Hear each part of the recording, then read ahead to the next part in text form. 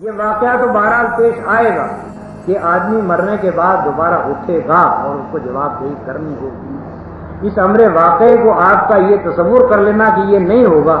اس امر واقعے کو غیر واقعہ نہیں بنا سکتا،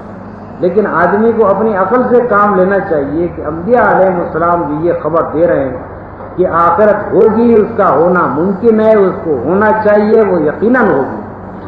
اس خبر کے متعلق آدمی کو خود سوچنا چاہیے کہ یہ زیادہ معقول ہے یا یہ تصور کرنا زیادہ معقول ہے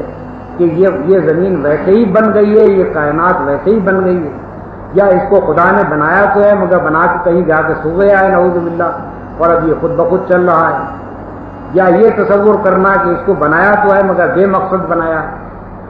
آخرکار کوئی نتیجہ ایک ہنگامے کا نہیں نکلنا۔ یہ ساری چیزیں آدمی کو خود غور کرنا چاہیے کہ ان میں سے معقول بات ہے۔ یہ تو ظاہر بات ہے کہ عالم آخرت کو آنکھوں سے دکھا دینے کا دعویٰ نہ نبی صلی اللہ علیہ وسلم نے کیا، نہ انبیاء علیہ السلام میں سے کسی نے کیا، نہ قرآن مجید کہتا ہے کہ ہم آنکھوں سے اب تمہیں دکھا دیتے ہیں کہ یہ آخرت ہے۔ لیکن ایک خبر دی جا رہی ہے، ایک عظیم الشان خبر کے مرنے کے بعد تم دوبارہ اٹھائے جاؤ،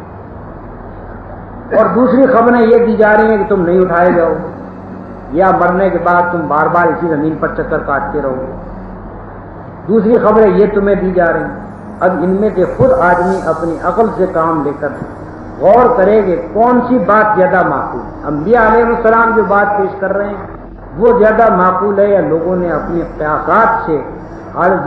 جو یہ کہتا ہے کہ مرنے کے بعد کوئی زندگی نہیں ہوگی، وہ بھی تو آخر یہ نہیں کہہ سکتا کہ میں نے آنکھوں سے دیکھ لیا ہے کہ مرنے کے بعد کوئی زندگی نہیں۔ وہ جو یہ خبر دے رہا ہے کہ مرنے کے بعد کوئی زندگی نہیں، وہ بھی دیکھ کر نہیں دے رہا۔ اب آپ بھی نہیں دیکھ رہے ہیں، آپ کو بھی یہ نہیں دکھایا جا رہا ہے کہ مرنے کے بعد یہ زندگی ہے، لیکن دونوں چیزوں کا مقابلہ کر کے آدمی کو دیکھنا چاہیے کہ زیادہ معقول بات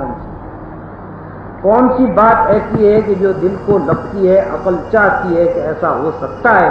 اور عقل چاہتی ہے کہ ایسا ہونا چاہیے، اگر نہ ہو تو ظلم ہوگا، نہ ہو تو یہ ساری دنیا بے مقصد ہو جائے گی، اگر وہ نہ ہو تو اس کے معنی ہے کہ یہ اس دنیا میں سوائے ظلم اور فساد کے کچھ نہیں ہے، اور ظالم سے کبھی کوئی بدلہ لیا جانے والا نہیں۔ ظالم اگر اس دنیا سے بخیریت گزر گیا اور اس کو اس دنیا میں کوئی سزا اس کے ظلم کی نہیں ملی تو بچ کر نکل گیا، اب کہیں اس کے ظلم کی داد فریاد نہیں ہونی ہے۔ اگر ایک مرتبہ آدمی کو یہ یقین ہو جائے کہ فی الواقع ایسا ہونا ہے کہ یہ زمین رہنے کے قابل نہیں ہے، یہ زمین پھر اس قابل نہیں رہتی کہ انسان اس پر بچے، پھر بہتر یہ ہے کہ زہر کھا کر سارے انسان مر جائیں۔ جب جس زمین کے اوپر ظلم ہو اور اس کے بعد اس کی داد فریاد کہیں نہ ہو سکے، اور ظالم بالکل اسپاٹ فری چھوٹ کر جا کر نکل سکے، اور کبھی کوئی پوچھنے والا نہ ہو کہ تو دنیا میں کیا کر کے آیا ہے، تو فی الواقع وہ زمین اس قابل ہے کہ اس کے اندر انسان رہے۔